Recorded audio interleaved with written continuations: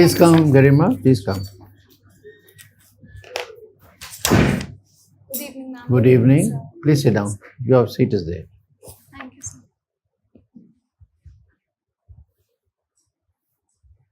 Settled? Yes, sir. Thank you, sir. So tell us about yourself briefly. Yes, sir. So my name is Garima. I was born and brought up in Buxar district of Bihar. Thereafter, I went on to do my graduation from Kirodimal College, University of Delhi, after which I have been preparing for the civil services. In my free time, I like to listen to podcasts, which are mostly in the self-help and self-improvement genre. So, Garima, I was very happy to see you were awarded Best Essay on Women Empowerment by a UN Forum. So, what were the points that you mentioned in this essay on how to empower women? Yes, sir. Some major 3-4, very short. Yes. So in this essay, first of all, I talked about what are the major challenges that are prevailing the situation of women in India at present. And thereafter, I tried to address them in different dimensions. For example, with respect to the political challenges, I talked about how political empowerment of women is going to change the landscape from women empowerment to women-led development. Thereafter, I also talked about the economic empowerment of women, wherein how we can take small steps to significantly increase the labor force participation rate of women. Thereafter, I also talked about what are the legal challenges prevalent and how can we address them in small ways. In the end, I also talked about the long-rooted socio-cultural issues that are prevailing at present in our society and how we can go on to address them, all of which cumulatively would help in the advancement of women in our country. So now all these points that you have mentioned, political, economic, social empowerment, now you're from Bihar. How would you implement these 3-4 points if you become DM of one of the districts, say Buxar only of Bihar? How would you actually bring them into practice? Yes, sir. So, Very briefly. yes, sir. So, Let's talk one by one. Political empowerment. Can you do anything about it? yes, sir. So I would like to provide any sort of counseling that I can provide to the Sarpanch and Panch that already exists to empower them politically and to make them more aware of what are the functions that they can undertake. Suppose the women seats or women reservation is just about 33%, 1/3, Yes, sir. exact. Can you motivate them to go up further, up to 50%? Yes, sir. So at present, Bihar government already has at least 50%, and in practical, it is 52% who are holding it at present. Right. Economic empowerment of So Bihar. I think self-help groups would play a very important role. So I'll help them to provide them knowledge of any schemes that are available at present. For example, the Saksham Learning Centers, Mahila E-Heart, which would help them get integrated in the MSME value chain. Sir, for the social empowerment, I would first of all empower them in terms of their health and nutritional aspect, make them aware about it, provide them vocational education and skills that would help them, and also provide them any counseling with regard to domestic violence or other issues that they are facing. This prohibition in Bihar prevented some domestic violence? Has it helped? Yes, sir. So prohibition was a policy which was implemented because of the plague, because of the condition that women were facing in Bihar. And I think it has immensely helped and improved the condition of women in Bihar. So, Garima, you are an accountancy student also. Yes, sir. Now, the budget is presented annually by the union government, also the state governments. Now, there are 3-4 statements, profit and loss, balance sheet, funds flow statement. What exactly is the form of budget? So the budget is an annual financial statement, which is in the form of a balance sheet that is present, that shows the actual receipt and expenditure of the past year and the estimated receipt and expenditure of the upcoming year. But where are the assets? Where are the liabilities? So the macroeconomic policy statement that is presented, it also talks about the assets and the liabilities. No, but there are only current assets and liabilities. Yes. What about fixed assets and fixed liabilities? I'm sorry, sir, I'm not able. Or is it more we are discussing, Yes, sir. Garima? Yes. Don't have to be regretful. Government never says ki this is a financial statement, P&L or whatever. What about possibility of it being a funds flow statement?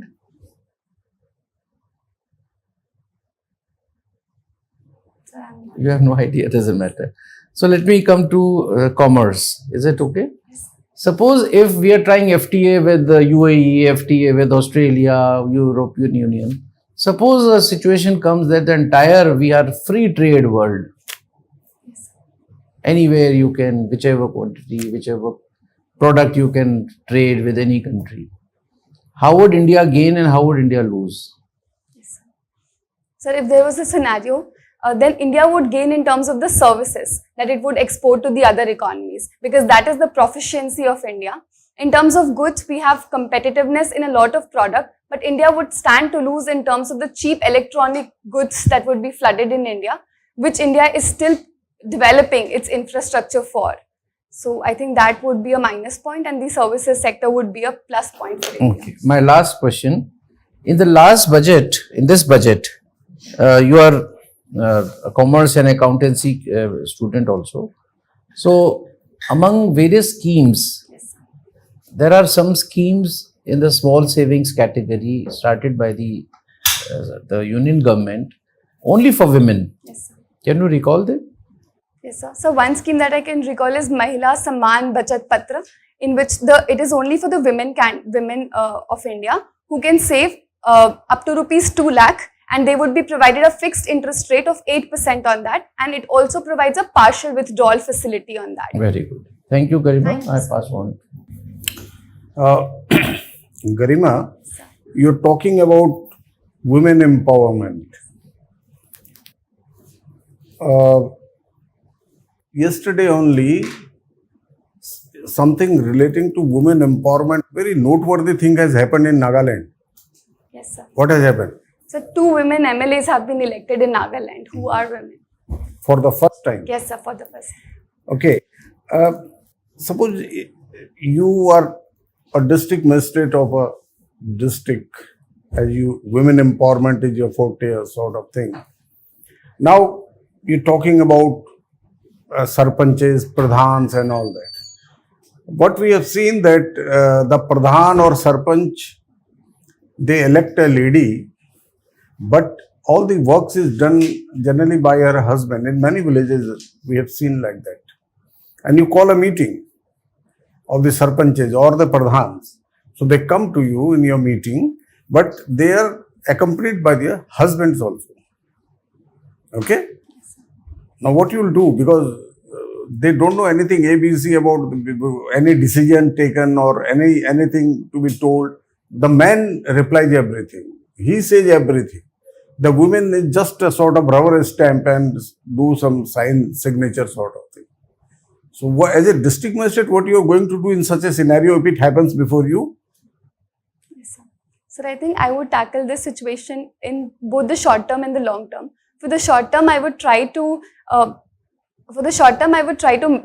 make aware the women that it is their prerogative and it is their right as well as the responsibility to discharge the functions. But because historically they have been discriminated and they are not in a position to discharge their functions in an efficient manner and they feel underconfident, in the long run I'll try to train and educate them in whatever ways I can by getting them admitted into learning gap schools or vocational education. Also, I would like this to be accompanied by a sensitization of their male counterparts so that they also realize that women-led development would bring revolutionary impact in the district and would improve the outcome for everyone of that district as well as the nation. This women empowerment factor, it has also is a very important factor in Pradhan Mantri Gram Awas Yojana. How the women empowerment is an important factor in Pradhan Mantri Gram Awas Yojana? Sir, I'm not exactly sure, but if you would allow me, I would like to take a guess. Sir, I believe the house that is registered is in the name of a female member of the house. That's good. Garima, now I just wanted to discuss with you about these civilizations, human civilization. The human civilization generally it has grown centering around certain religions, and generally, if you see, the civilization is grown centering around a particular religion, and those civilizations, there have been clashes also, there have been conflicts also, there have been wars also throughout the ages. Why do you think this religion is such an important factor? Because religion, generally we recognize something which is unseen. We fear something which is unseen. On the basis of that, the religion, and it has created so much of war, so much of problems throughout the globe. Why this is so important to human being, this religion, that so many wars? Sir, I believe religion is something that we tend to draw our identity from. We tend to follow it and practice it on a daily basis. And there are some moral conducts which are written in our religion that we sought to practice. However, the problem comes when we start to believe that the interest of one religion is mutually hostile to the interest of another religion. If that was not the case, then I believe all the religion has something good to preach about. And if everyone followed the good part of their religion, the world would be a better place and a more harmonious place. Why it doesn't happen then? What is the root cause? So some of the reasons I can think about is that there are multiple interpretations that people can draw out of the text given in their religion.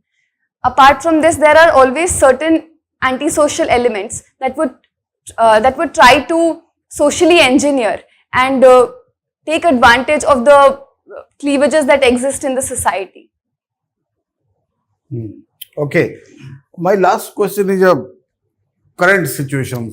Have you heard something about Belt and Road Initiative? Yes, sir. What is it? So, Belt and Road Initiative is a global development initiative undertaken by China, wherein it is trying to revive its ancient Silk routes and establishing trade and investment relations with countries all over the world. So, CPEC is a part of the Belt and Road Initiative, in which China is trying to connect its Xinjiang province with the Gwadar port in Pakistan, and thereby having an access or an opening in the Arabian Sea. But it has already access to Arabian Sea through Malacca, through Indian Ocean. It has already access over there. Why it is insisting on this route, land route? So the geopolitical scenario has been changing, and the world is now shifting to a more multipolar world, and powers like Japan, India are emerging. So China believes that its trade, and a huge part of China's trade passes through the Strait of Malacca. So it is China's Malaccan dilemma, which has led to an insecurity in the mind of China, so that it wants to create a buffer that in event of any insecurity, it would be able to bypass that route and maintain its trade relations through Arabian Sea. Why this Xinjiang province of China is always in news? Sir, Xinjiang province of China, as far as I recollect, is in the news because of the human rights violations that has been happening there. And, is there a special community over Yes, there? sir. So the Uyghur Muslims reside over there. Good. Thank you very much. Garima, let's talk about your educational ed tech startup. So can you tell us a little more about it? So during my college, I worked with an edtech startup, which is an edtech consultancy firm with regard to Delhi school admissions. Delhi school administration.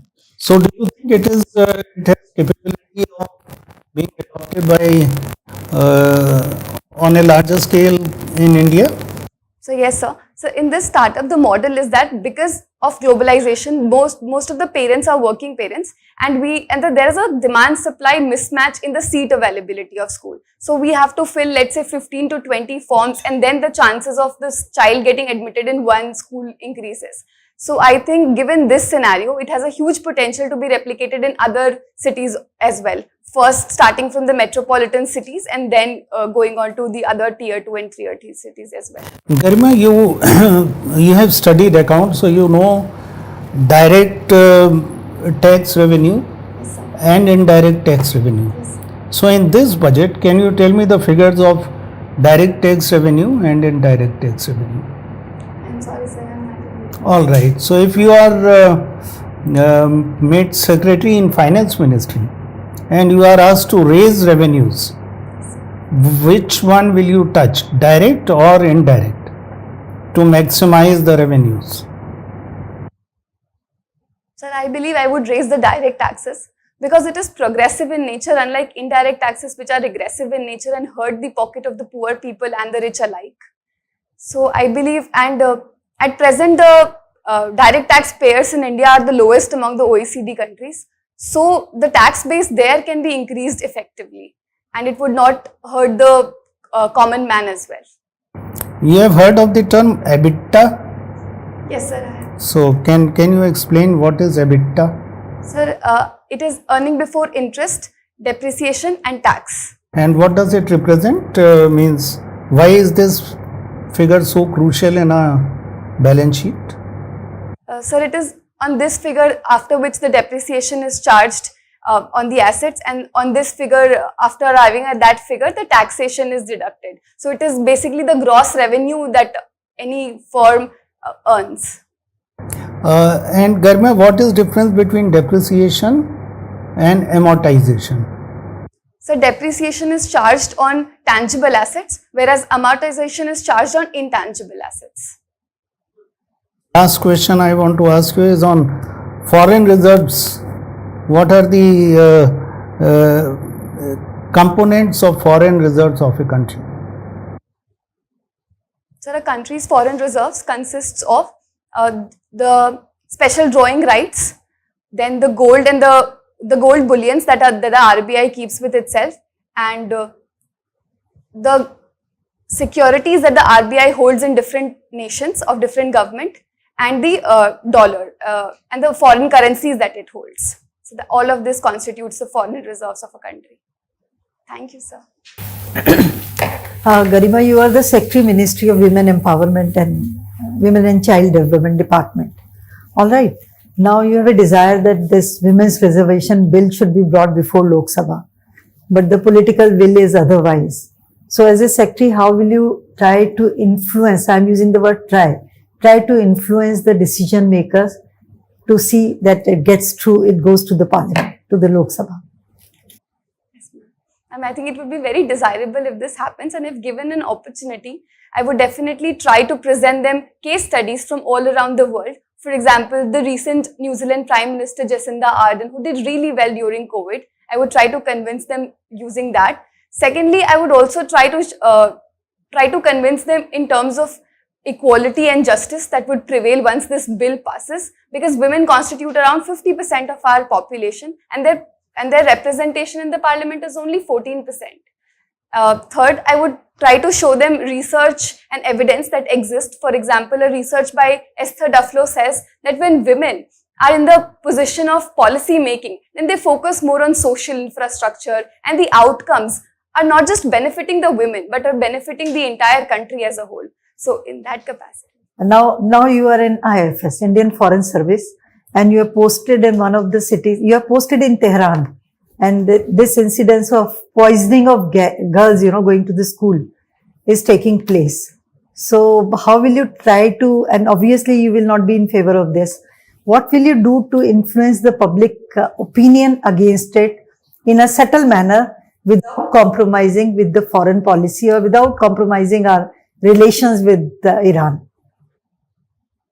And this is a very tragic incident and it should not happen. In this respect, I would try to first of all take into confidence the influential figures in Iran.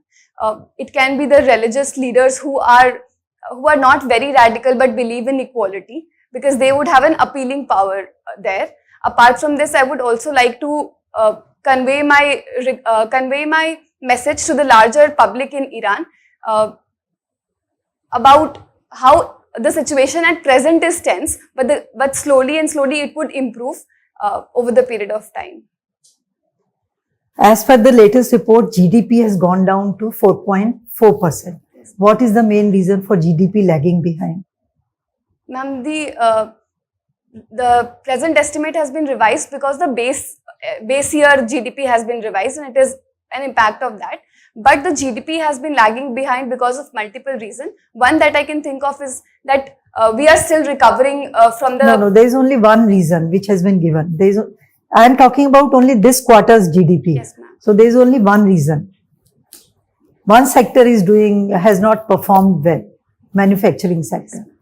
So what needs to be done to bring it up? In terms of manufacturing sector, the first thing that needs to be done is infrastructure boost, which would help in infrastructure creation and would directly impact the manufacturing sector. The second thing that can be done is to improve the logistics of an economy, and that's all I can think. So these things can't be done overnight, right? Yes, ma'am. Anyways, my last question is about Quad meeting which ended today, and Indo-Pacific region was on the agenda, one of the items. What is the importance of Indo-Pacific region for India? Ma'am, recently the geopolitical theatre has been shifting towards the Indo-Pacific. The Indo-Pacific is important for India because it is India's traditional sphere of influence. India wants to be a net security provider in the Indian Ocean region. Also, China's increasing efforts to impart its footprints in the Indian Ocean region by leasing ports all over our country, all over our neighborhood, needs to be tackled, and therefore, and also to ensure freedom of navigation and rules-based international order, the Quad meeting would play its role in that. Thank you, ma'am. Thank you, ma'am. So, Garima, basic structure doctrine was in news recently.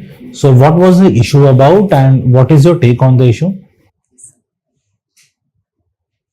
So, the basic structure doctrine was in news recently because because the people have been demanding that the collegium system which exists at present should be modified to provide for a more transparent method of appointment of judges to the courts. Okay, so what's your take on the issue? Sir, I believe that judicial independence cannot be separated from judicial accountability. In that regard, I believe that a modified collegium system would be a better method, wherein there would be representation both from the judiciary as well as from the executive. There would be eminent experts in that, and none should have a veto power over the other. I think, and also the method should be made a little more transparent, and the time limit of sending proposals and ratifying them should be reduced and made very transparent. I would like to know your opinion about the Adani issue and the Hindenburg report. Is there a question mark on regulators? How do you see the entire episode? So the issue is still under investigation. Till that happens, I believe the regulatory structure in India is very coherent and extensive in this regard. And however, certain safeguards need to be ensured. For example, there can be a better regulation on offshore shell entity through which Adani is alleged and accused of holding its shares. Apart from this, once the investigation report comes out, we would be in a better manner to judge the situation. It is said that investigation agencies or the central agencies like CBI, ED are not truly independent. So, how do you see this statement? Yes, sir. It is often said that central agencies like CBI are not truly independent and they work at the behest of the center. However, I believe there have been reforms in the appointment of the CBI director as well, which has made that body a more independent body, and they have performed exceptionally well in certain cases and investigations. So I think something more can be done, but the situation is still improving. Okay. So Garima, tell me, if petrol and diesel are bought under the ambit of GST, what will be the advantages as well as disadvantages? So if petrol and diesel are brought under the ambit of GST, then the input tax credit would be claimed on that, and the ultimate price that the consumer pays for them would reduce. However, the major disadvantage that it would bring, because it is the major source of revenue at present for the central government, the revenue would decrease. Okay, thank you, Garima. I pass on to Chairman, sir. Thank you, sir. Garima, this G20 anti-corruption group had met some time ago. So what have been the demand from the Indian side to the G20 countries? Yeah. So the Indian side had demanded for strengthening of the Fugitive Economic Offenders Act and the easier extradition of the fugitive economic offenders from other countries to India, which would help in better recovery of the loss that has happened from Indian banks and would help in their improving their financial position as well. What else? Anything on the process Sir, I am not to expedite the judicial process? No, sir. Okay, doesn't matter. So, Garima, we are on the verge of closing our interview, but before that, if you think that something has not been covered by us from your DAF, then maybe I can ask one more. Already done? Yes. So thank you, Garima. We are done with the interview. You may proceed to the next room. We'll call you in another 2 Thank minutes. you so much, sir. Thank you. Garima, है ना?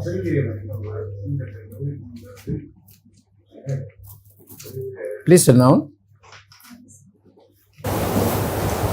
Garima, unfortunately, you may not have much to write. Guess why? Probably I did good. Yeah, because there is not many things that we are going to advise. Anyway, you have done exceedingly well, Garima. So you have already mentioned that you think that you have done well, haven't you?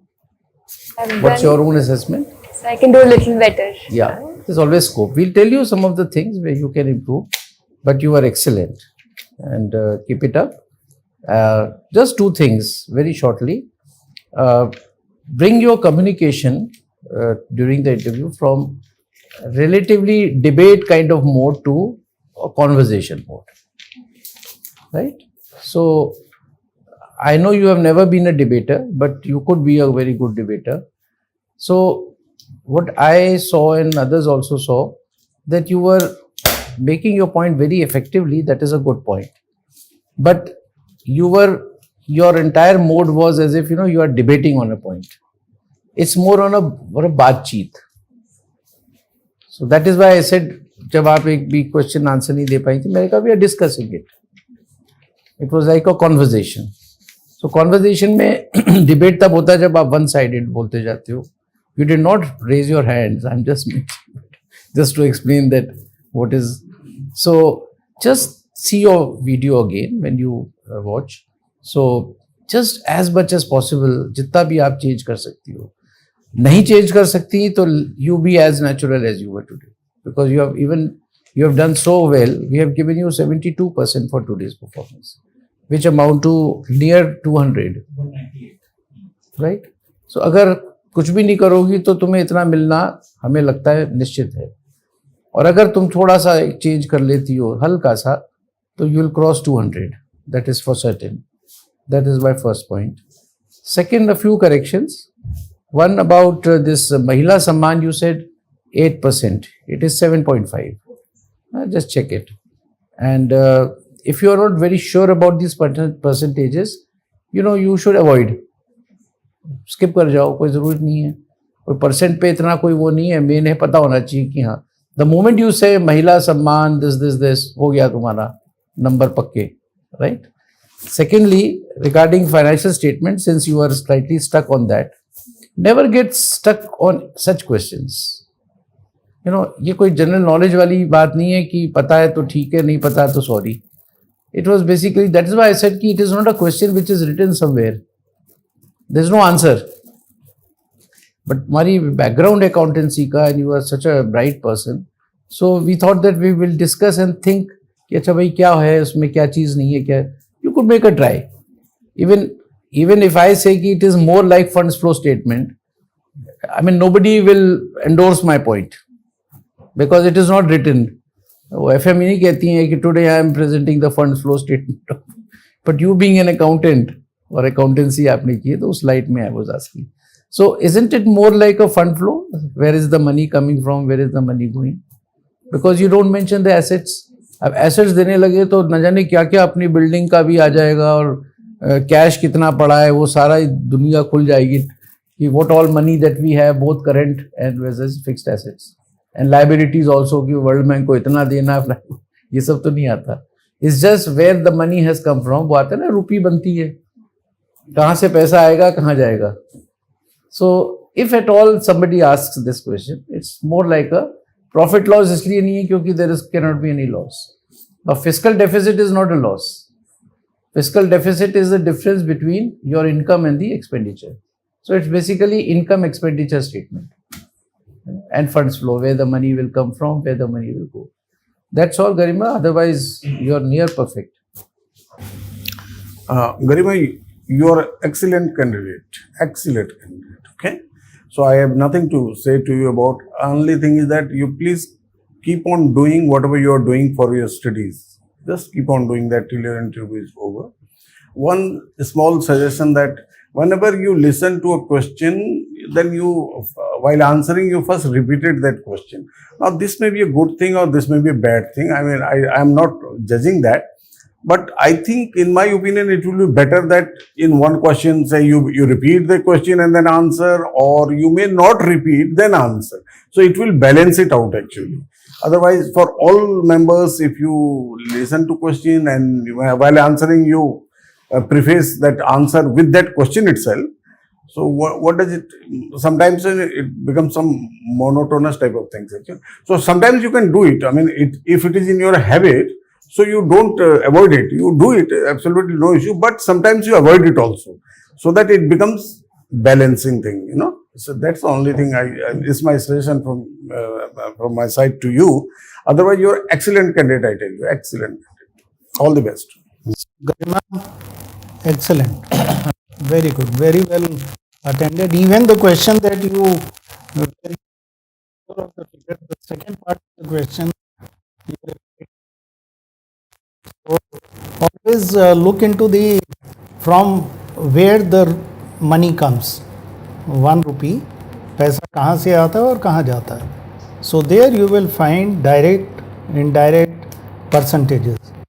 So you will find that total maybe around 58% comes out of both direct plus indirect. Now go into separate. Direct कितना है, indirect कितना है. You need not give me exact figure. You could even mention the percentages, which is more than enough. And second part, you were right, where if you are finance secretary, what will you increase?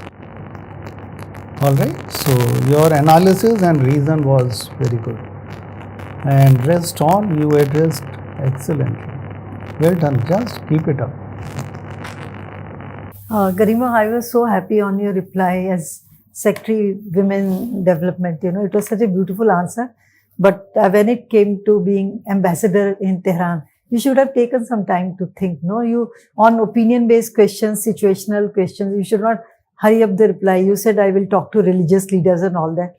I think you should take care of that. And secondly, when you were not aware of this GDP and manufacturing sector, instead of guessing and coming out with wrong answers, I believe it's better to avoid, you know, unless and until you are very sure. Right? So otherwise you are excellent. Thank you very much.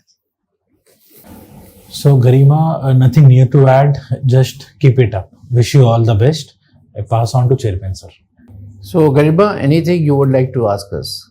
Sir, if you permit, I would like to ask ma'am what to do in that Tehran situation. आप बताओ, मुझे तो पता नहीं. आप ambassador हो, आप अपनी गवर्नमेंट की पॉलिसी के अगेंस्ट तो कुछ करोगे नहीं. सो ऑब्वियसली जिनके साथ आप इंटरेक्ट करते हो, योर कोलीग्स और सम dignitaries who visit you can just discuss in an informal manner. You can't do anything beyond that. You can't go to religious leaders and start talking about it. Isn't it so? You can influence the policy making in your country. Maybe they are able to play some role in that. But you have to be very cautious, no? Ambassador only does what is the foreign policy of that particular country. You don't go out of the way to talk to religious leaders or, you know, leaders, political leaders and all that. You don't do that. Right? Anything else, Garima? Nothing? So this is your second attempt and first interview? So how have you done your mains? Okay, and by how many marks you missed the mains in the first attempt? Oh, acha, that. So you have done well. Which was your optional? Commerce and accountancy. You are happy when you came out? Yes, sir. I was very happy when I did paper 2, but paper 1, I think I could have done better. So you must be calculating marks, how much marks you will get. How much have you estimated? So in the entire Out of mains, 1800? so around 800 plus. So, Sumesh Yes, sir.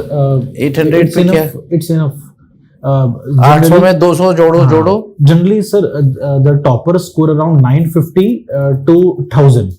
So अगर 200 गरिमा को 200 मिल जाते हैं तो 1000 में. Toppers में. तो ये तो टॉप 20-30 तो होपफुली So गरिमा, हम आपको मतलब कॉम्प्लेसेंट मत होना हमारे कहने से. Only to motivate. You have already done your main. You can't do much about it. But इसमें आप बहुत अच्छा स्कोर कर लोगी. Keep this spirit on for the another next 14 days. Okay. गरिमा अभी और थोड़े ज्यादा अभी मॉक्स मत देना. कभी कभी एक लास्ट मॉक ना कभी कभी नेगेटिव फीडबैक की वजह से वो माइंड में रह जाता है. So go with the positive intent only. And marks अभी सर ने शायद बता दिए हैं. We have told, I told 198 marks. हाँ, तो इससे ऊपर ही लाने हैं. ठीक है. चलिए. Thank you, ma'am. Thank you. Wish you all the best. Thank you.